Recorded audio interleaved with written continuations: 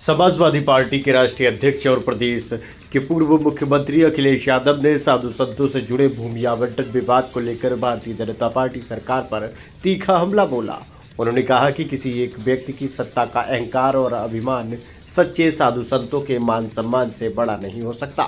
अखिलेश यादव ने आरोप लगाया कि जो लोग अपने लिए स्थायी रूप से भूमि पर कब्जा कर बैठे हैं वही धर्मार्थ कार्य के लिए साधु संत को अस्थायी भूमि तक देने से इनकार कर रहे हैं, जो सदियों पुरानी परंपराओं का घोर अपमान है। सपा प्रमुख ने कहा कि कुंभ और माघ मेले की परंपरा रही है कि इस पुण्य आयोजन के लिए प्रशासनिक अधिकारी पूज्य साधु संतों से आशीर्वाद लेते हैं और उनके सम्मान का पूर्ण ध्यान रखते हैं।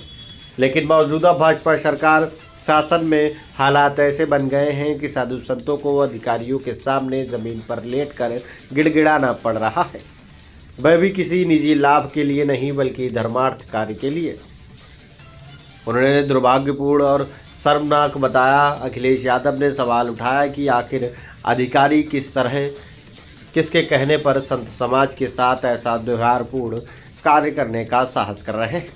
उन्होंने कहा कि कोई समझदार अधिकारी ऐसा काम नहीं करता जिससे समाज में आक्रोश फैले। ये भी सभी जानते हैं कि अधिकारी किसके दबाव में काम कर रहे हैं और किसके डर से ऐसा कृत्य करने को मजबूर है। उन्होंने चेतावनी देते हुए कहा कि दूसरों को नीचा दिखाकर खुद को ऊपर दिखाने की मानसिकता ज़्यादा समय तक नहीं चलती।